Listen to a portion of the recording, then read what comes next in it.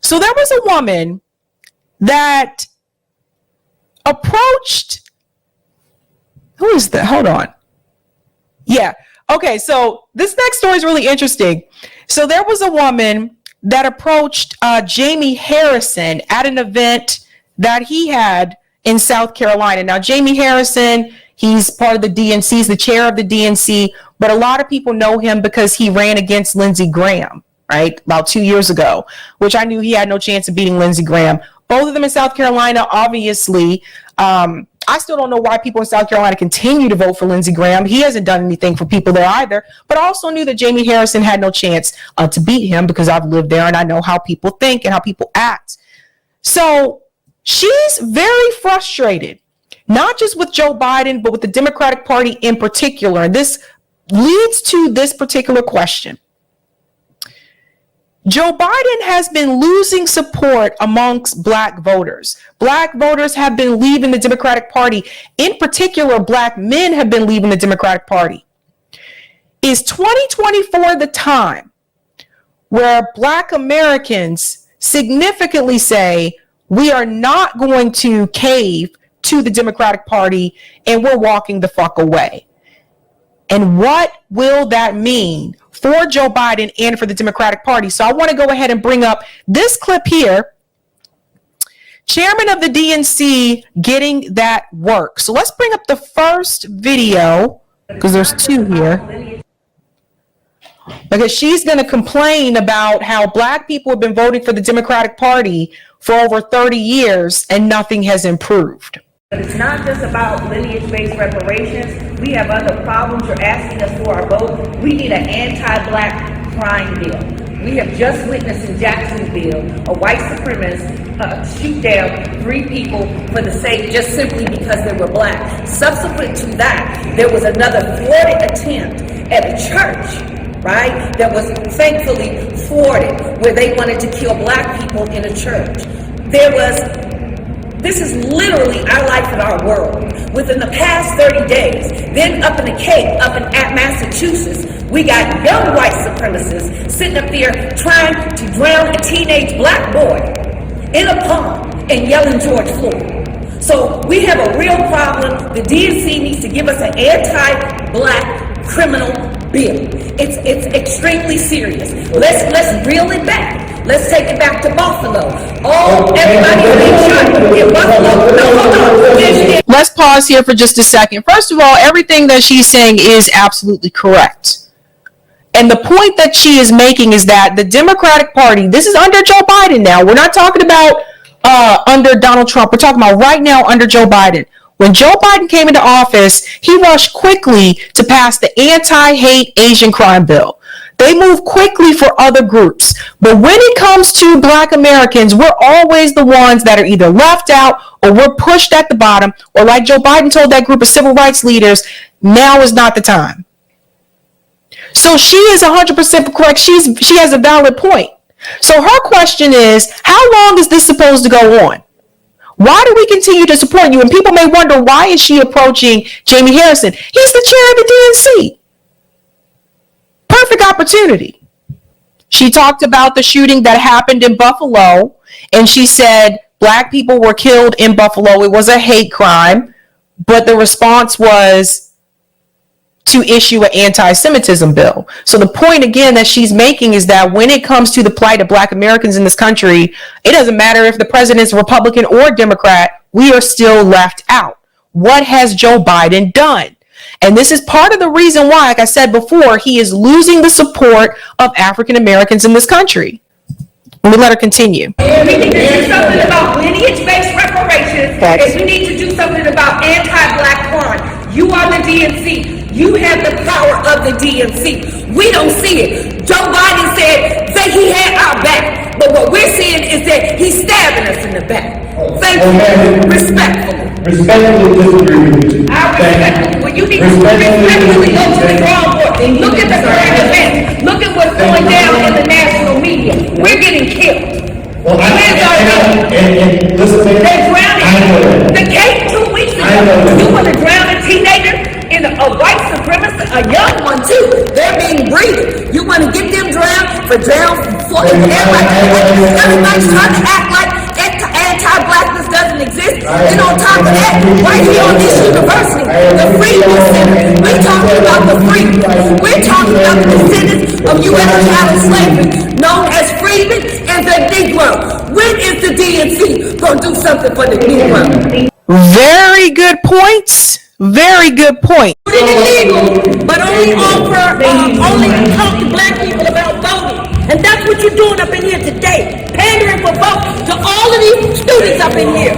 You're sitting on your hands, literally, and then you're going to be disrespectful and walk off the stage. But you want our vote. Sir, we've been voting for 60 fucking years, and we haven't gotten a damn thing from you, or Joe Biden, or Kamala Harris. We haven't gotten anything. Sir, what? No, because I'm mad as hell, sir. 16 years we've been voting. What have we done other than being at the bottom class? And this clown here gonna sit up here and give us this Baptist preacher antic show, and we buy and see, but I hope you're not buying into that bullshit. I really hope you're not buying into it. Because that is fucking disgusting and disrespectful. To come up here and charge you guys for coming in here to see this shit show, and then not only that, you guys being charged again off the tuition. Hey, do you know that? I'm pretty sure you don't. So, with that being said, I seriously hope that you guys don't go to the poll and vote for no more of these fuckers that sit in office ain't doing a damn thing for us. But these legals getting $7,000 in DHS. Did you know that? They getting $7,000 a month. Food stamps, vouchers, e-bikes, scooters. They taking jobs away from us. Y'all sitting in here in college paying all this high-ass tuition and probably won't even be able to get a damn job when you graduate. Because guess what else? They haven't told y'all. The certification attached to your degrees, you're going to need certification to go with those degrees. And if you haven't checked into that before you started school, when you go for a job, they're going to tell you that shit when it's over. So now I said my piece. I came to state my point and state my piece, and I've done that. I've done that. No, please not you. Please not you. So I don't know if you guys saw what happened there, but there's Jamie Harrison right there. So when he was pressed with this question, he decided to walk off the stage because at the end of the day, yes, Jamie Harrison is one of those people that you refer to as black faces in high places. Yes, he's black. He's chair of the DNC. He can look at you and say, look, I'm fighting for you. I'm one of you. But he's not. The thing is, Jimmy Harrison is the chair of the DNC because they know he will follow the status quo. They know he's not really going to do. You think they would let someone be chair of the DNC that's actually going to fight for black people? No. That's why they put him in there. Him, Clarence Thomas, both of them. And again, South Carolina, I know him and Clarence Thomas, they in the same boat. That's why they promote those people. And you don't get there just by doing a good job. So he's walking off the stage. He can't take it. And we haven't gotten a damn thing from you, or Joe Biden, or Kamala Harris. We haven't gotten anything. Sir, what? No, because I'm mad as hell, sir. 16 years we've been voting. What have we done other than being at the bottom class? And this clown here gonna sit up here and give us this Baptist preacher antic show, and we buy and see, but I hope you're not buying into that bullshit. I really hope you're not buying into it. Because that is fucking disgusting and disrespectful. To come up here and charge you guys for coming in here to see this shit show, and then not only that, you guys being charged again off the tuition. Hey, do you know that? I'm pretty sure you don't. So, with that being said, I seriously hope that you guys don't go to the poll and vote for no more of these fuckers that sit in office ain't doing a damn thing for us. But these legals getting $7,000 in DHS. Did you know that? They getting $7,000 a month.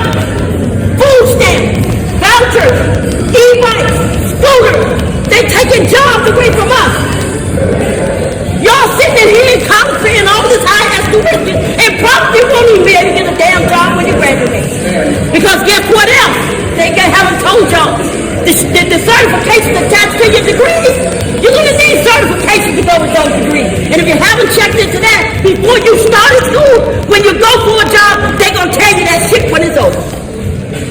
So now I said my piece. I came to state my point and state my piece, and I've done that. I've done that. No, please not you. Please not you. I told you guys. It's what I've been telling you. I say the same thing. People are like, that's stupid. That's foolish. Then the Republicans are going to win. Democratic Party isn't doing anything for you. Now, also notice there weren't many people in that room. So I guess not that many people were excited about listening to Jamie Harrison. But Joe Biden was actually pressed about this question. Why should black voters choose him? This was in the ABC town hall. I want to remind you what he said. And he starts offline. From Cedric Humphrey. He's a student from Harrisburg, Pennsylvania, progressive Democrat. Don't jump, Cedric. You look like you're way up there. Okay. Thank you, George. And good evening, former Vice President Biden. Many people believe that the true swing demographic in this election will be black voters under the age of 30. Not because they'll be voting for Trump, but because they won't vote at all. I myself have had this exact same conflict. So my question for you then is, besides you ain't black, what do you have to say to young black voters who see voting for you as further participation in a system that continually fails to protect them? Again, I want to point out these people are picked or handpicked from the audience. Their questions have already been selected. They already know they're going to be called on. So just FYI, listen to what Joe Biden says. Well, I say, first of all, as my buddy John Lewis said, it's a sacred opportunity and right to vote. You can make a difference. If young black women and men vote, you can determine the outcome of this election. Not a joke. You can do. What sense does that make, what he just said there? If young black women and men come out to vote, you can determine the result of this election. Well, duh. That's because the Democratic Party cannot win without the black vote. Why are you telling this young man this? Why are you telling him so? He already know this. What kind of response is that? It gets worse. Listen to this. Do that. And the next question is, am I worthy of your vote? Can I earn your vote? And the answer is, there's two things I think that I care, and I've demonstrated I care about my whole career. One is, in addition to dealing with a criminal justice system to make it fair and make it more decent, we have to be able to put black Americans in a position to be able to gain wealth. The first example that Joe Biden chooses to mention is the criminal justice system in his record. Horrible example. He leads into that with, we have to make it so that black people can generate more wealth.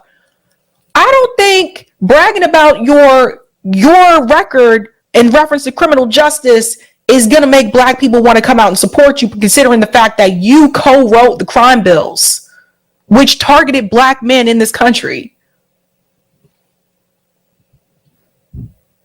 What a mess. Generate wealth. And so you look at what that entails. It entails everything from early education. That's why I'm supporting making sure that we in Title I schools, as you know, schools with the least tax base to be able to support their schools. I increased the funding for them from 15 to $45 billion. That allows every teacher in that school to make up to $60,000. And the problem now is they're leaving the schools. They're not there. We're short about 1.5 million teachers, 1.25 million. Last time I checked, all these teachers are not making $60,000 a year. I know teachers making $35,000 a year, some less than that. It just... Quarter teachers. Number two, every 3 and 4 and 5-year-old will go to school, not daycare, school. And with all the great universities, including the one you've go to or went to, in fact, talks about in the last 8 years what's happened. What happens when you let them go to school, they make up rapidly whatever shortcoming they had in terms of their education prior to that. They have not heard as many words spoken, et cetera, et cetera. What happens is that the studies show that 58% will increase by 58% their chance of going all through 12 years of school and going through successfully. We'll also provide for the ability to bring in social workers and school psychologists. We have one school psychologist in America now for every 1,507 kids. It should. These are individual components of a failed system. Notice there's no systemic changes. He's talking about the school districts. Obviously, this kid, they say he's college student. Okay, so none of this, what he's saying, means anything to this kid. None of it. He's not thinking about K through 12 right now. None of it. So the thing is that I really want to point out that I think is important is that when he talks about giving funding to the Title I schools, when we talk about funding for schools in this country, we cannot talk about this, particularly K through 12, without addressing the fact that schools that are in lower income areas receive less funding. They're underfunded. They're under-resourced because those schools are funded based on property taxes. Now, what is the correct response? If you are president or if you're running for president, how do you fix that? You take that ability to have property taxes fund these schools, and you let the federal government fund those schools. That way, all the schools get equal funding and equal resources. Now, before you shout back at me and say, no, that would be a disaster, I want to let you know the federal government already does that. They do it with the Dodd schools. I went to a Dodd school, so I know the federal government paid for it. Do you think when I was in band, I had to pay for my instrument? No. They paid for it. It was free. When I was on the basketball team, I didn't have to pay for my uniform. I didn't have to pay for any of those things because the federal government paid for the schools, the Dodd schools, which are the schools that the military kids go to. So don't tell me the federal government can't do it. If they can do that for those of us that had parents that were in the military, they can do it for every kid in this country.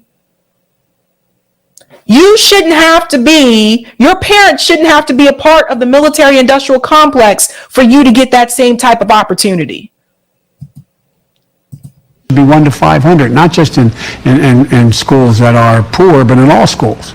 Because we learn that, for example, drug abuse doesn't cause mental illness. Mental illness causes drug abuse, the failure to get hold of people and deal with their anxieties. In addition to that, I provide for $70 billion for HBCUs for them to be able to have the wherewithal to do what other universities can do because they don't have the kind of foundational support they need. And so that would allow them, for example, like we did in our administration, the president allowed me to.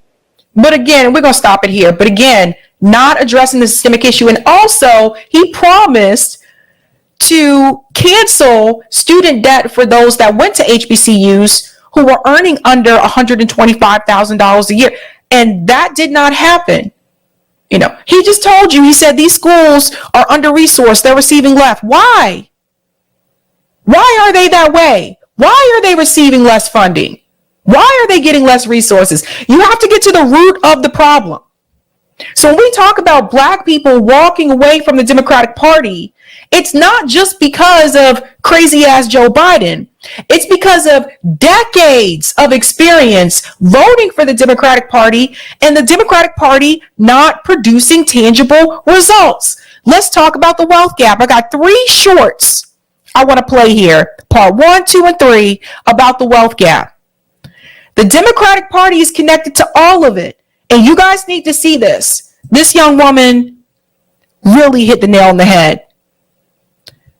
Listen to this. Why are Black folks in the U.S. so much poorer on average than the rest of the country? In very simple terms, it's because of the racial wealth gap. The disparities in wealth accumulation between the rich and the poor in the U.S. become even more extreme when you take race into account. The net worth of a typical white family in the U.S. is nearly 10 times what the net worth of a typical Black family is in the U.S.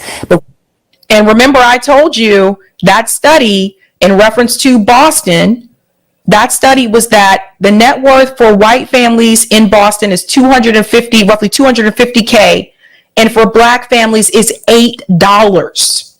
Net worth is what you own minus what you owe. Problem is, you have a lot of people that they may own something, even if you just own your car, right? But you owe a lot of money. Student loan debt, medical debt, credit card debt, the list goes on. Or you owe a lot and you don't own anything. And one of the problems you run into, particularly in Boston, is that, first of all, most people in Boston can't afford to buy a house in Boston. Okay? That's just keeping it real. But even when you go to the suburbs outside of Boston, again, most people, most black families cannot afford to purchase homes in those suburban areas that surround Boston. So again, what is one of the biggest things in reference to wealth? Home ownership. That's important.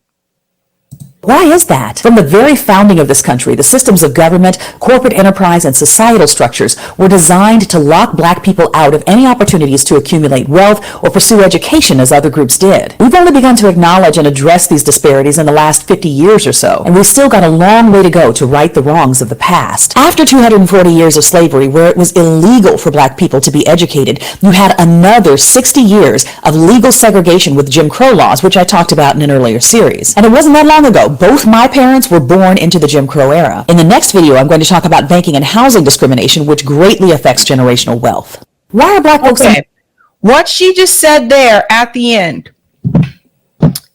about integration and segregation, what's incredibly important to note, guys, I am the first person in my family to go to an integrated school.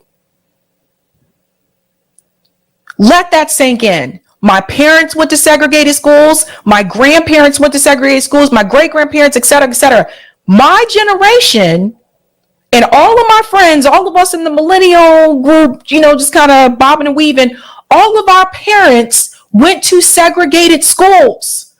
We were the first ones to go to integrated school. So let that sink in. So what that goes to show you is that, again, when we talk about the growth that this country has had, remember, these changes weren't that long ago.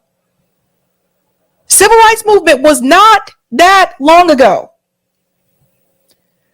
So these are things that we have to keep in mind. I think I just scrolled past here we go.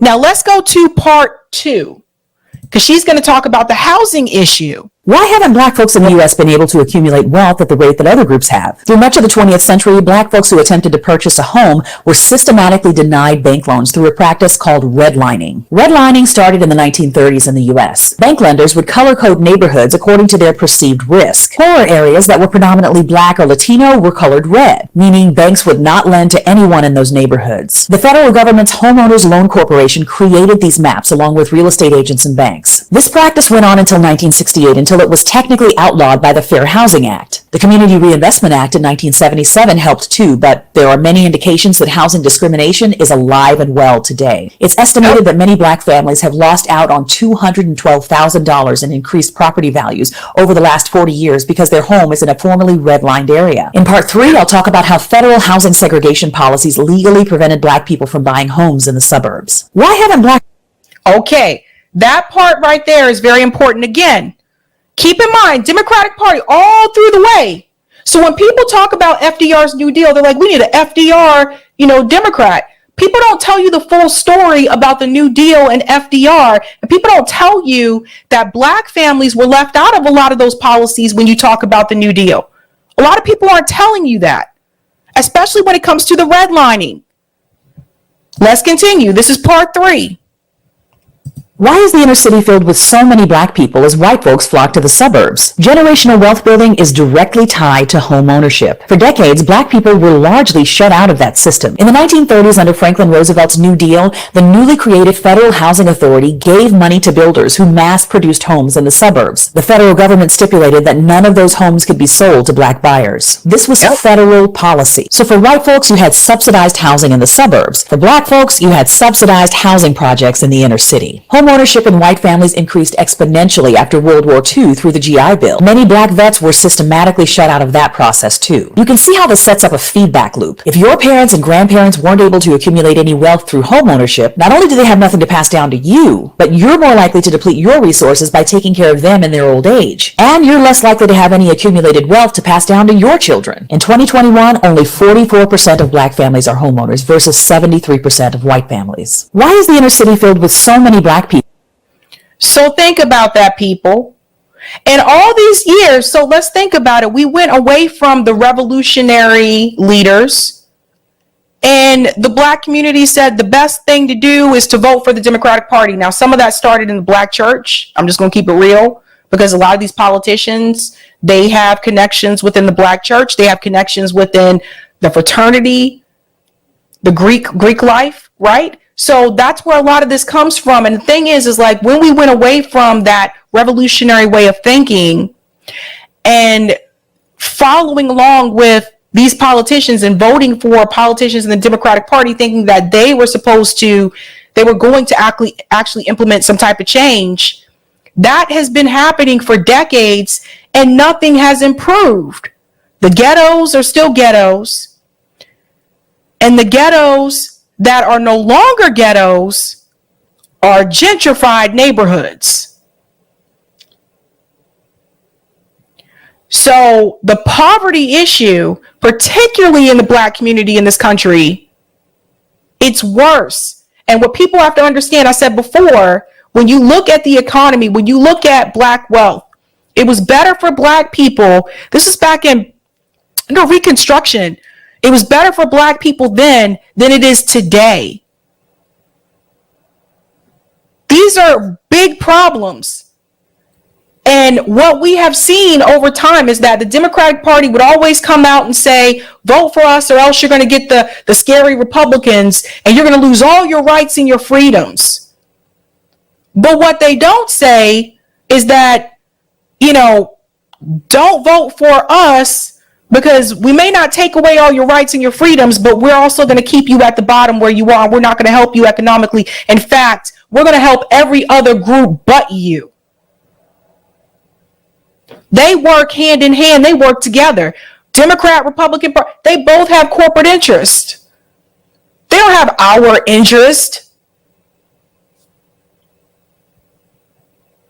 So what the woman said, the woman who spoke up to Jamie Harrison, where's that? She was spot on. Jamie Harrison ran away because he is a tool of the establishment and he protects the status quo. Jamie Harrison is not trying to answer any real, hard, significant questions. Jamie Harrison is going to run the first chance that he gets because he's not really trying to help anybody in his community. He's just there as a Black face to make you think you have somebody there to help you when you actually don't. Now, unfortunately, what's been happening is that some African Americans that are leaving the Democratic Party are going to the Republican Party. That's not the answer either. Both parties are corporate. They're both controlled by Wall Street and the military-industrial complex. And so that what we have to come to realize, look, Claudia was just on here. What we was just talking about Goldman Sachs. What we have to realize is we have to break away from the corporate interest. And one of the ways that you do that is through worker cooperatives. Even unions is not going to be the final stop, bud. Because union managers turn on union members. It's through worker cooperatives, grassroots movements, mutual aid, and organizing within your community. That's how you're going to shift the tide. That's how you're going to make changes that you'll actually see. But Joe Biden and the Democratic Party, I told you guys a long time ago, walk away from this system. Walk away from it. You don't owe them anything. These people, these politicians, they only come around when they want your vote. They come around every time they're trying to get reelected, and then you never see these people again. That's all they want. Your vote. And every time you reelect them, you're just enriching them more. The longer they're there, particularly the congressmen and the senators, the longer they're there, the more chances they have of getting a book deal. Their pension will increase. And these people will have multiple homes and you're still living in a one-bedroom apartment that you share with two other people. That's not right. Think about it. Think about it, folks.